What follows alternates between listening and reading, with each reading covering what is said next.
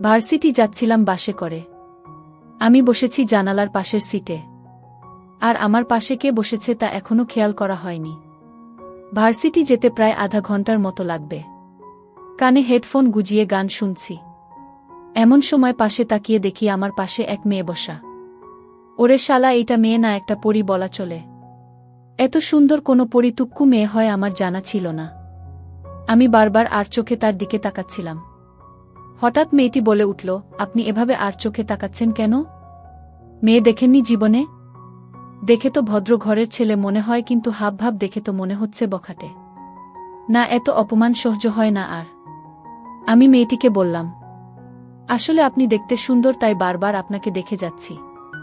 ছি ছি, লজ্জা করে না পর নারীকে দেখতে? আল্লাহ আপনাকে এত সুন্দর বানিয়েছেন, সৌন্দর্য না দেখলে তো পাপ হবে। অসভ্য কোথাকার। হুমুম, আপনার মুখে ডাকটা অনেক মিষ্টি লাগছে। মেয়েটি আর সহ্য করতে না পেরে বাস কন্ডাক্টরকে ডেকে বলল, এই বাস থামান। কন্ডাক্টর এসে বলল, কিছু কি হয়েছে ম্যাম? আমি নেমে যাব। কেন ম্যাম? বাসে বখাটে অসভ্য ছেলের অভাব নাই তাই। কে কি করেছে আমাকে বলেন? এই রে সেরেছে। এখন যদি আমার নাম বলে তাহলে তো বাসের সবাই আমার খেপে যাবে। কিন্তু মেয়েটি আমাকে ভুল প্রমাণিত করে বলল, আমাকে নামিয়ে দাও, আমি রিক্সা করে চলে যাব। সে নেমে গেল। মনটা খারাপ হয়ে গেল। লাইফের প্রথমবারের মতো কোনো মেয়ের উপর ক্রাশ খাইলাম। শুধু ক্রাশ না, প্রেমে পড়লাম। তাও তার নাম ঠিকানা জানা হলো না। হলো কি ঝগড়া? না, আমাকে ওই মেয়েটার পরিচয় জানা লাগবেই। আমি কন্ডাক্টরকে ডেকে বললাম, মামা, এখন যে মেয়েটি নেমেছে সে কি প্রতিদিনই বাসে যাতায়াত করে? জানি না ভাই, আজকেই প্রথম দেখলাম। ওহ যাক, আমি ভার্সিটি চলে আসলাম। আমি মেঘ, অনার্স লাস্ট ইয়ারের স্টুডেন্ট। মা বাবার দুইমাত্র সন্তান। আমার ছোট একটা বোন আছে, যে আমার ভালোবাসার ভাগ কারে। যাক, ভার্সিটিতে ঢুকতে যাব তখনই কারো সাথে ধাক্কা খেলাম। সামনে তাকিয়ে দেখি ক্রাশ তুক্কু বাসের সেই সুন্দরী। আমাকে দেখে রেগে গিয়ে বলল, ছি ছি, লম্পট দেখেছি কিন্তু আপনার মতো না। আমাকে ফলো করতে করতে এখানেও চলে এসেছেন। অসভ্য কোথাকার। এই বলে সে হন হন করে হেঁটে চলে গেল। আমি ক্লাসরুমে চলে এলাম। মাথায় শুধু মেয়েটির কথায় ঘুরপাক খাচ্ছে। যাক, ক্লাসে এসে পিছনের সিটে বন্ধু রাফির সাথে বসে পড়লাম। আজকে নাকি নতুন স্যার নাকি ম্যাম আসবে, তাই ক্লাসের সবাই ওনাকে ওয়েলকাম জানানোর জন্য ক্লাসরুমটাকে সাজিয়েছে। এত আদিক্ষেতা কেন করে বুঝি না। স্যারই তো এসে কি করবে? পড়িয়ে পড়িয়ে প্যারা দিবে আর কি। প্রথম ক্লাসটাই নাকি নতুন স্যার বা ম্যাডাম, সেই যাই হোক, এতে আমার কি? আমি তো আর ক্লাসে মনোযোগী না। তো কিছুক্ষণ কেউ একজন আসলো আর সব স্টুডেন্ট দাঁড়িয়ে গেল। আমি বসে বসে মোবাইল টিপছি। প্রিন্সিপাল আমাকে দেখে বলল, এই বিয়াদব স্যার আসছে, দেখো না। Sorry sir. ওমার সামনে থাকিয়ে দেখি আমার ক্রাশ প্রিন্সিপালের সাথে দাঁড়িয়ে। ওকে দেখে আমার হার্টবিট বেড়ে গেল প্রচুর পরিমাণে। আমি হা করে তাকিয়ে আছি দেখে রাফি বলল, কিরে কি দেখিস হা করে? মামা, ওই মেয়েটাই আমার ক্রাশ। কি? অবশেষে যে একটা ক্রাশ খেলি, তাও আবার ম্যাডামের উপর। আল্লাহ, তুমি আমারে উঠাই নাও। আরে চুপ কর, আগে ম্যাডাম তুক্কু ক্রাশের কথা শুনি। তো নতুন ম্যাম মানে ক্রাশ নিজের পরিচয় দিচ্ছে। হাই স্টুডেন্ট, আমি মায়া, তোমাদের নতুন ম্যাম। আমি সদ্য পাশ করেই বেরিয়েছি। ঢাবি থেকে গ্র্যাজুয়েশন কমপ্লিট করেছি। ক্রাশের নামটা কিন্তু সেই মায়া। মনটাই জুড়ে যায়। আর গলার আওয়াজটা সেই রকম মিষ্টি। আমি ম্যামের দিকে হা করে তাকিয়ে আছি। ম্যাম এইটা দেখতে পেরে আমাকে বলল, এই ছেলে, এদিকে আসো। ওনাকে ডাকতে দেখে আমি ভয়ে চুপসে গেলাম। আমি কাঁপতে কাঁপতে তার কাছে গেলাম। আমাকে দেখে বলল, কি হয়েছে, এত ভয় পাচ্ছ কেন? না ম্যাম, এমনে। ম্যাম প্লিজ, সকালের জন্য আমাকে ক্ষমা করে দিবেন। দিব দিব। দাঁড়াও এখানে। ম্যাম আবার বলতে লাগল, সো স্টুডেন্ট, আমরা আজকে কোনো ক্লাস করব না। আজকে পরিচিত হব, তবে নরমালি না, একটা গেমের মাধ্যমে। সবাই খুশিতে বলতে লাগল, ওকে ম্যাম। তো গেমটা হচ্ছে, সবাই নিজেদের পরিচয়টা একটা পেইজে লিখবে। আমাকে দেখে বলল, এই ছেলে নাম কি? মেঘ। মেঘ সবার থেকে কাগজটা নিয়ে আসবে। তবে কেউ সহজেই কাগজটা দিবে না। কাগজের বদলে যে কাগজ নিতে যাবে তাকে একটা করে থাপ্পড় খেতে হবে। হ্যাঁ, তোমরা চাইলে কাগজ থাপ্পড় ছাড়াও দিয়ে দিতে পারো। এইটা তোমাদের উপর নির্ভরশীল। তো সবাই লিখতে শুরু কর। কাগজ নিবে মেঘ। আমি ম্যামের দিকে তাকালাম। ম্যামের ঠোঁটে হাসি দেখতে পেলাম। তাহলে কি ম্যাম এসব ইচ্ছা করেই করছে? আমি রাগ করে বললাম, এত স্টুডেন্ট থাকতে আমি কেন কাগজ উঠাব? তোমাকেই গেমের জন্য বেস্ট মনে হলো। কি বল সবাই? সবাই আমার দিকে তাকিয়ে বলল, ঠিক ম্যাডাম। আমি বুঝতে পারলাম আজকে আমার গালের 12টা বাজবে। সবাইরে জ্বালানোর প্রতিশোধ আজ নিবে। সবার লেখা শেষ। ম্যাম বলল, যাও এবার খাতা নিয়ে আসো। আমি প্রথমে গেলাম রাফির কাছে। সে আমাকে জোরে থাপ্পড় মেরে কাগজটা দিল। এভাবে সবাই থাপ্পড় মেরেই কাগজ দিল। এত করে বললাম ট্রিট দিব, এই দিব সেই দিব। কিন্তু না, সবাই থাপ্পড়ের বদলেই দিবে বলল। শালা এক একটারে আমি দেখে নিব। যাক, কাগজগুলো তুলে ম্যামকে জমা দিতে গেলাম। ম্যাম কাগজ জমা নেওয়ার সময় হেসে হেসে বলল, কেমন লাগলো মেঘ সাহেব? আর কোনোদিন বাসে কোনো মেয়ের সাথে খারাপ ব্যবহার করলে এর চেয়েও খারাপ অবস্থা হবে। আমি রাগে গজগজ করতে নিজের সিটে আসলাম। এসে রাফিকেই দিলাম কয়েকটা লাগিয়ে। মায়ের খেয়ে সে বলল, দোস্ত মারিস কেন? তোর কাছ থেকে থাপ্পড় খাবো আশা করিনি। শালা, অনেকদিন তোকে মারি না, তাই হাত পরিষ্কার করে নিলাম। তাহলে আস্তে মারতে পারতি। আমি ওই শাকচুন্নি ম্যামকে দেখে নিব। ক্রাশ হয়েছে কি হয়েছে ওরে আমি বুঝাবো, সে যতই ডেবিল হোক। আমিও ফাজিলদের সর্দার। গল্প বজ্জাত ম্যাডাম। তাহলে আস্তে মারতে পারতি। আমি ওই শাকচুন্নি ম্যামকে দেখে নিব। ক্রাশ হয়েছে কি হয়েছে ওরে আমি বুঝাবো, সে যতই ডেবিল হোক। আমিও ফাজিলদের সর্দার। আমিও দেখে নিব। পরের দিন বাসে করে আসছিলাম। প্রায় 2টা স্টেশন ফেরিয়ে আসলাম। পাশে আমার বান্ধবী নীলা বসে আছে। কিন্তু ম্যাডাম এখনো বাসে উঠল না। আচ্ছা, ম্যাডাম কি প্রতিদিন একই সময় আসবে? পরের স্টেশনে বাস থামল। না, এবারও উঠেনি। মনে হয় ম্যাডামের বাড়ি এখানে না। বাস ছাড়তে শুরু করল। এমন সময় কন্ট্রাক্টর বাস আবার থামাল। আর একটা মেয়ে উঠল বাসে। কলা পাতা রঙের শাড়ি পরা। আমি হাঁ করে তাকিয়ে আছি। আরে এটা তো মায়া ম্যাডাম। মানে ওই ডেবিলটা। ওরে কিভাবে শিক্ষা দিব? ওরে দেখলেই তো মনটা ছটপট করে উঠে। যাক, মায়া উঠে আমাকে সিটে বসা দেখে একটু রাগি লুকে থাকালো। তারপরে সামনের একটা সিটে বসে গেল। সারা রাস্তায় আমি তার কথায় ভাবছিলাম। বাস থেকে নেমে ক্লাস রুমে চলে আসলাম সোজা। ক্লাসে এসে হারামি বন্ধুগুলোর সাথে আড্ডায় মেতে উঠলাম। তবে মাথায় একটা চিন্তা, ক্লাসের সবাইকে থাপ্পড় মারার শাস্তি ভোগ করতে হবে। আমি আর রাফি রুমে বসে আছি। রাফিকে কাল রাতে একটা ইঁদুর আনতে বলেছিলাম সাথে করে। হারামিটা নিয়ে এসেছে। প্রথম ক্লাস মায়া ম্যাডামের।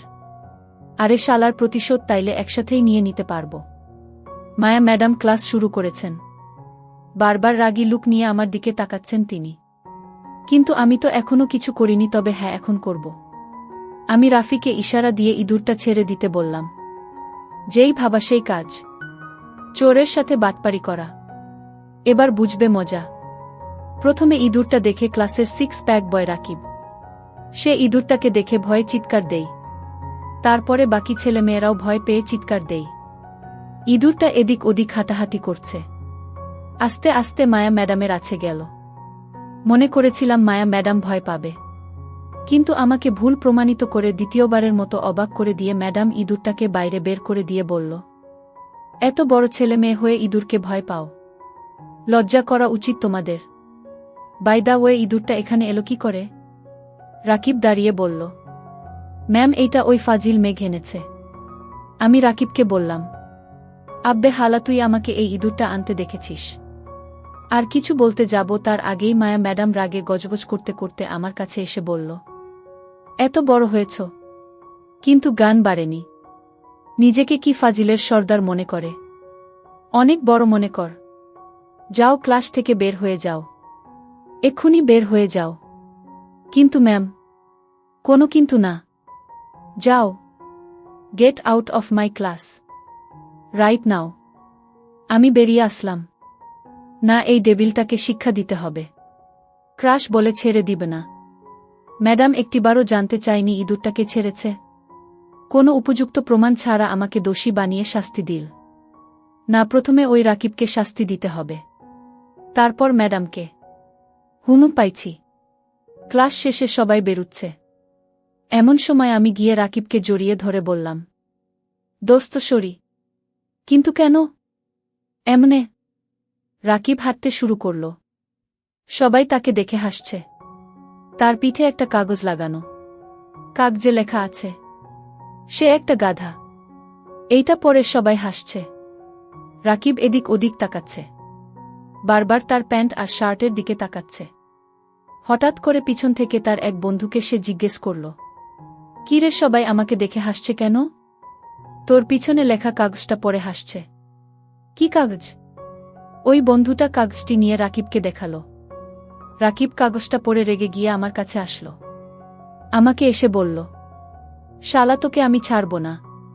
আজকে তোকে জানে মারবো, আমাকে ধরতে পারলে তবে তো। এই বলে দিলাম দৌড়। রাকিব আমার পিছন পিছন দৌড়াচ্ছে। হঠাৎ করে কারো সাথে ধাক্কা খেলাম।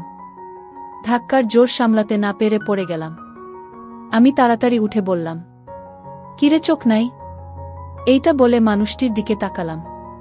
শালার আজকের দিনটাই খারাপ। এইটা যে মায়া ম্যাডাম। আমি ম্যাডামকে বললাম, সরি ম্যাডাম, আমি আসি। এই বলে দৌড় দিতে যাব। তখনই ম্যাডাম বলল, ভদ্রতা বলতে কিছু শিখোনি, তাই না? একটা মানুষ মাটিতে পড়ে গেলে যে তাকে হাত বাড়িয়ে দিয়ে তুলতে হয় এইটাও জানো না। Sorry ma'am. আমি হাতটা বাড়িয়ে দিলাম। ম্যাডাম আমার হাতটা ধরে উঠল। এই প্রথম কোনো মেয়ের হাতের স্পর্শ পেলাম। কি নরম আর স্ফট হাত ম্যাডামের। আমি তাকে উঠিয়ে চলে যাচ্ছিলাম। এমন সময় ম্যাডাম বলল, ফাজলামি ছেড়ে দাও। এখন থেকে ফাজলামি করতে পারবে না। আমি ফাজলামি ছাড়ব না। আপনি ডেবিলগিরি ছেড়ে দেন। কি বললে তুমি? এইরে মুখ ফসকে বেরিয়ে গেছে। মেঘ, তুই ভাগ, না হলে তোর কপালে দুঃখ আছে। আমি এক দৌড় দিলাম। একেবারে বাসায় চলে আসলাম। বাসায় এসে আম্মুকে বললাম, আম্মু, তোমার পেতনিটা কোথায়? সে এখনো কলেজে। এতক্ষণ কি করছে? ক্লাস আছে নাকি? যা, ওকে নিয়ে আয় বাবা। আচ্ছা, যাচ্ছি। আমি বাইকটা নিয়ে কলেজের সামনে গেলাম। হুমুম ক্যাম্পাসে যাওয়ার সময় বাইক নিয়ে যাই না, কারণ বাসে করে যাওয়ার মজাই আলাদা। আর এখন তো আরও মজা। আমি বিগত 10 মিনিটের উপর দাঁড়িয়ে আছি, কিন্তু পেতনিটার আসার নাম গন্ধ নেই। ওই তো বের হয়েছে জান্নাত। ও হ্যাঁ, জান্নাত আমার বোন। এবার ইন্টার ফার্স্ট ইয়ারে পড়ে। জান্নাতের সাথে তার বান্ধবী মুস্কানকেও দেখতে পাচ্ছি। জান্নাত আমাকে দেখে বলল, সূর্য আজকে কোন দিকে উঠেছে? মহারাজ কি মনে করে আমাকে নিতে এসেছে? গল্প বজ্জাত ম্যাডাম। জান্নাত আমাকে দেখে বলল, সূর্য আজকে কোন দিকে উঠেছে? মহারাজ কি মনে করে আমাকে নিতে এসেছে? তোর মতো পেতনিকে কে নিতে আসবে?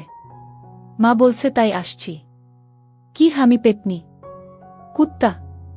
আজকে তোকে যদি আব্বুর হাতের মায়ের না খাওয়ায় তাহলে আমার নামও জান্নাত না। পাশ থেকে মুস্কান হেসে বলল, আরে রাস্তায় এসব কি করছিস তোরা? এহ, তোর বান্ধবীকে পেতনি বলছে আর তুই হাসছিস। আরে চল এবার। হুম। জান্নাত আমার বাইকে উঠে বসল। আমি গাড়ি স্টার্ট দিচ্ছিলাম। তখনই জান্নাত বলল, ভাইয়া, মুস্কানকে একটু নামিয়ে দিবি? ওর বাসা কাছেই। আমি কিছু বললাম না। মুস্কানও উঠে বসল। মুস্কানকে নামিয়ে দিচ্ছিলাম। এমন সময় দেখি মায়া ম্যাডাম রিক্সা করে যাচ্ছে, আর আমার দিকে একমনে তাকিয়ে আছে। চোখগুলো খুব লাল ছিল, হয়তো রেগে আছে। রিক্সা থেকে যতক্ষণ দেখা যায় আমাকে দেখেছে। আমি মুস্কানকে নামিয়ে দিলাম। মুস্কান বলল, এই জান্নাত, তোর ভাইয়াকে নিয়ে আমাদের বাসায় চল। না, আজ না, অন্য একদিন আসব। প্লিজ। সরি, আজকে না।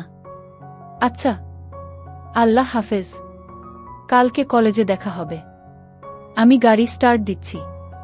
এমন সময় গাড়ির কাছে দেখি মুস্কান আমাকে দেখে মুচকি হাসছে। আমি হাসার কারণ বুঝলাম না। জান্নাতকে নিয়ে গাড়ি চালাচ্ছিলাম। এমন সময় জান্নাতকে বললাম, আচ্ছা তোর বান্ধবী আমাকে দেখে মুচকি হাসল কেন? ওমা একটা মেয়ে কখন মুচকি মুচকি হাসে জানোস না? না। প্রেমে পড়লে? তোর বান্ধবী কার প্রেমে পড়েছে? তোর? আমি গাড়িটা জোরে ব্রেক করলাম। বোন বলল, এভাবে গাড়ি থামালি কেন? কি বললি তুই? হ্যাঁ, মুস্কান তোকে ভালোবাসে। আর মুস্কানকেও আমার ভাবি হিসেবে অনেক ভালো লাগে। বিয়ে করে নে ওকে। চিক, তোর বান্ধবী মানে আমার বোন। থাক, গান দিতে হবে না, চল এবার। হুম। আমি গাড়ি স্টার্ট দিলাম। জান্নাত আবার বলল, ভাইয়া মুস্কান কিন্তু অনেক ভালো মেয়ে। তো অনেক সুন্দর? তো অনেক রূপবতী, গুণবতী। আচ্ছা, এসব আমাকে বলছিস কেন? ওর সাথে প্রেম করার জন্য? থামবি এবার নাকি থাপ্পড় খাবি? প্রেম কর ওর সাথে, বিয়ে আমি দিব। জান্নাত বেশি বাড়াবাড়ি হয়ে যাচ্ছে। আমি কি? কিছু না। আচ্ছা। জান্নাতকে বাসায় পৌঁছে দিয়ে আমি রুমে চলে এলাম। হঠাৎ করে একটা অচেনা নাম্বার থেকে কল আসলো। প্রথমে রিসিভ করলাম না। অচেনা নাম্বার বলে। পরপর আরও কয়েকবার কল দিল। বিরক্ত হয়ে ফোনটা ধরে বললাম, কি সমস্যা, কি? বারবার কল দিচ্ছেন কেন? ওপাশ থেকে মেয়েলি কণ্ঠে বলল, কুত্তা, তোর সাহস তো কম না। গাড়িতে মেয়ে নিয়ে ঘোরাঘুরি করিস। এবার বিরক্তিবোধটা আরও বেড়ে গেল। আমি মেয়েটিকে বললাম, আপনি কে? আর আমি মেয়ে নিয়ে ঘুরব কি ঘুরব না এটা আমার বিষয়? ওই কুত্তা, তোর হাত পা ভেঙে আমি পঙ্গু করে দিব। লুচ্ছামি করা বন্ধ কর। আপনি কে? শালা, আমি তোর হবু বউ। আপনি আপনার লিমিট ক্রস করছেন। চুপ কর কুত্তা। লিমিট তুই ক্রস করেছিস। আজকের পর যদি আর কোনোদিন কোনো মেয়েকে তোর বাইকের পিছনে বসা দেখি তাহলে তোর খবর আছে। আরে মনে হয় পাবনা থেকে ছাড়া পেয়েছেন, দেরি হচ্ছে না। কি যাতা বলছেন? কে আপনি? আর আমি 100 বার মেয়ে নিয়ে ঘুরব, এতে আপনার কি? শালা লুইচ্ছা, তোরে ভালোবাসি। ভালোবাসি বলে এতক্ষণ সহ্য করে আছি, না হলে হাত পা ভেঙে দিতাম। আরে যান, দেখি কি করতে পারেন। তুই কিন্তু আমার রাগ বাড়িয়ে দিচ্ছিস। আরে রাখেন। এই বলে ফোনটা কেটে দিলাম। আরে চিনি না, জানি না। কল দিয়ে হুমকি দেই, আবার বলে ভালোবাসি। এইটা কোন ধরনের ভালোবাসা? আমি ফ্রেশ হয়ে এসে একটা ঘুম দিলাম। ঘুম থেকে উঠে বাইরে যাই আড্ডা দিতে। বন্ধুমহলে গিয়ে দেখি রাফি, রাহাত, সিয়াম সবাই এসেছে। আমাকে দেখে রাহাত বলল, আরে মায়া ম্যাডামের জামাই আসছে, দেখ দেখ সবাই। পাশ থেকে সিয়াম বলল, শালা তো ম্যাডাম বিয়ে করবে, তাহলে আমরা কি? আমি তাদের বললাম, আব্বে হালারা, তোদের ভাবিকে নিয়ে ভদ্রতার সাথে কথা বল। তোদের ফিউচার ভাবি সে? রাফি বলল, কইছে তোরে? তোরে দেখলে ম্যাডামের গাছ বলে, আর তোরে করবে বিয়ে? আরে দোস্ত, এইটা হচ্ছে ভালোবাসার প্রথম ধাপ। এবার বল আমার হেল্প করতে পারবি কি না? কি হেল্প? ম্যাডামের বিষয়ে সব ডিটেলস এনে দে। দোস্ত, মায়া ম্যাডাম খুব সিধে সাধা, মাত্র পড়ালেখা শেষ করছে। কয় থাকে তুই জানিস? মায়ার বাসায় তার মা বাবা আর একটা ছোট বোন আছে। ছোট বোনটা এখন কলেজে পড়ে। কোনো কলেজে জানা নেই। বাবা রিটায়ার্ড আর্মি অফিসার, মা গৃহিণী। আর মায়ের ফেসবুক আইডি হচ্ছে অস্পর্শী মায়া। ম্যাডামের সম্পর্কে আর কিছু জানি না।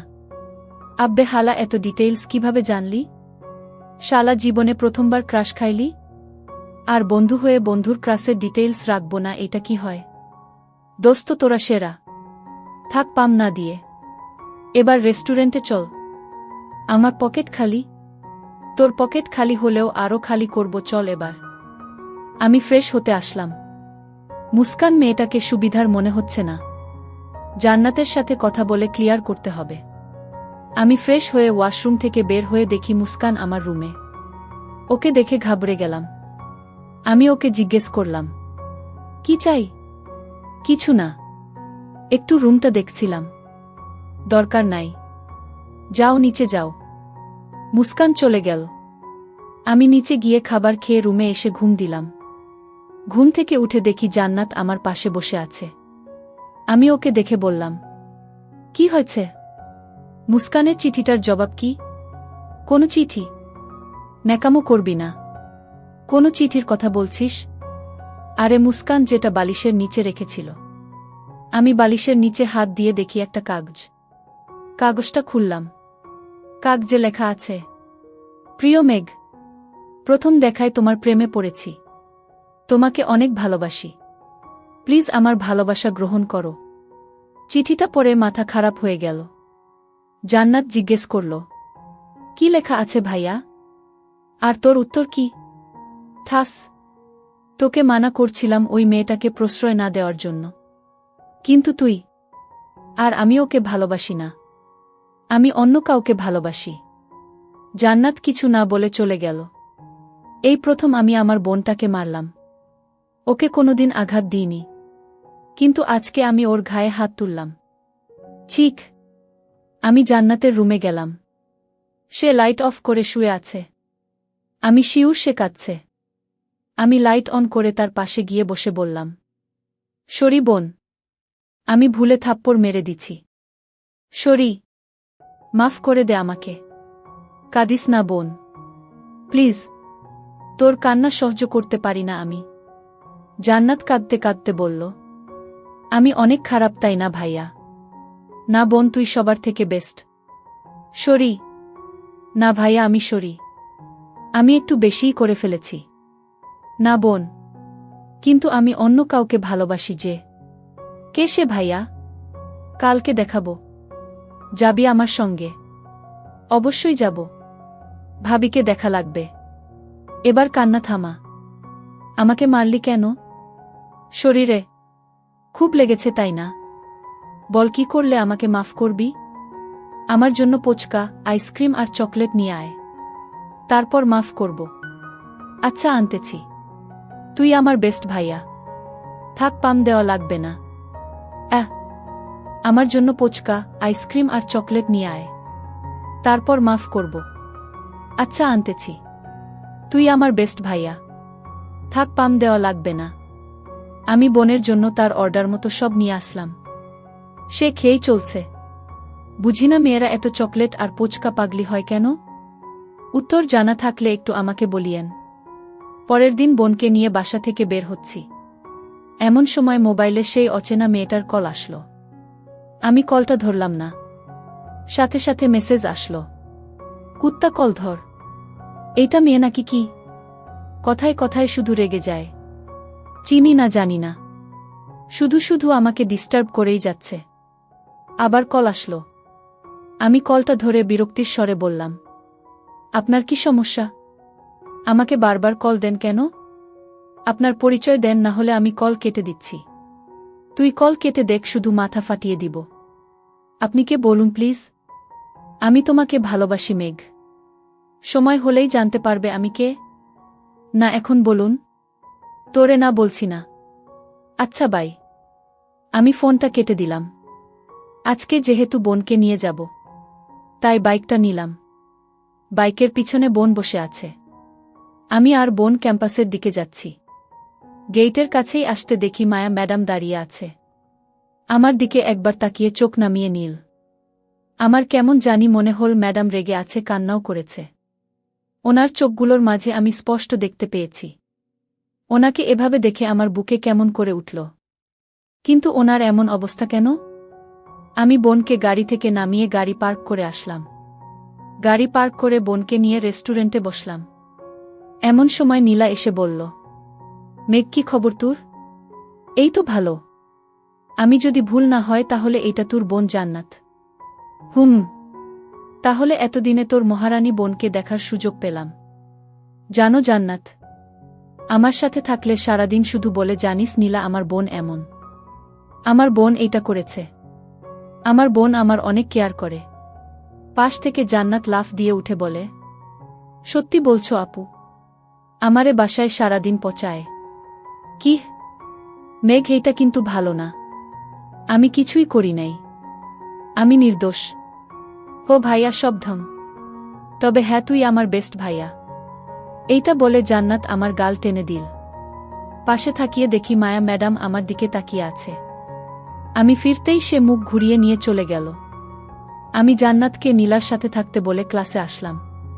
প্রথম ক্লাস করতে হবে অবশ্যই, কারণ হাজার হলেও ভালোবাসার মানুষটির ক্লাস। তো ক্লাসের সামনে এসে ম্যাডামকে বলি, ম্যাম আসতে পারে? আরে মেঘ সাহেব যে। আসেন আসেন। বুঝলাম না ম্যাডাম এত ভালো মুডে কেন? না, লক্ষণ ভালো ঠিকছে না। ম্যাডাম হুট করে বলল, স্টুডেন্ট, আজকে আমরা একটা টেস্ট নিব তোমাদের। আমি টেস্টের কথা শুনে ঢুক গিলতে লাগলাম। আমি শিওর ম্যাডাম কালকের ঘটনাটির প্রতিশোধ নিবে। ম্যাম টেস্ট নেওয়া শুরু করল। প্রথমে ম্যাডামের খপ্পরে পড়ল রাফি। সে কিভাবে জানি পাশ করে গেল। আরও কয়েকজন পরে আসলো আমার পালা। ম্যাম আমাকে এমন একটা প্রশ্ন করল যার উত্তর আমি কেন ম্যাডাম হয়তো স্বয়ং জানেন না। আমি পারবো না দেখে ম্যাডাম বলে উঠল, সারাদিন তো বাইকে করে মেয়ে নিয়ে ঘোরাঘুরি কর। আজকে একটা, কালকে আরেকটাকে নিয়ে। কিন্তু পড়ালেখায় একদম জিরো। এত বড় হয়েছ, এখনো কি নিজের ক্যারিয়ারে ফোকাস করবে না? যত্তসব। ম্যাডামের এমন কথায় রাগ উঠে গেল। নিজেকে কন্ট্রোল করতে না পেরে রুম থেকে বের হয়ে গেলাম। রাফি কয়েকবার ডেকেও থামাতে পারেনি। কিছু না জেনে ম্যাডাম এটা বলবে আমি তা আশা করিনি। বাইকের পিছনের মেয়েটা যে আমার বোন। না, ওনাকে এবার দেখাতে হবে ফাজিল কিং মেঘ কি করতে পারে। আমাকে এভাবে বেরিয়ে যেতে দেখে পুরো ক্লাস স্তব্ধ। সবাই জানে আমি কেমন। ফাজলামও সারাদিন করলেও মেয়েদের সাথে কোনোদিন সম্পর্কে আমি জড়াইনি। ক্লাস শেষে মায়া ম্যাডাম যখন বের হতে যাবে তখনই রাফি ম্যামকে ডেকে বলল, ম্যাম। হুমুম বল। নিজের বন্ধুর হয়ে সাফাই দিতে আসবে না? জিবি ম্যাম, সাফাই অবশ্যই দিব। আপনি যে আমার বন্ধুকে বললেন বাইকে করে সে মেয়ে ঘুরাই, একটা ছেড়ে আরেকটা ধরে। জানেন বাইকে বসা মেয়েটাকে? কে আবার ওর নতুন প্রেমিকা আর কি? জিবি না, ওর বোন জান্নাত। মেঘের বাইকের পিছনের সিট শুধু ওর বোনের জন্যই রিজার্ভ। এমনকি আমাকেও বসতে দেই না। কেউ ওর বাইকের পিছনের সিটে বসতে চাইবে বলে সে বাইক নিয়ে ভার্সিটি আসে না। আর আপনি সেই ভাই বোনের সম্পর্ক নিয়ে কথা বললেন।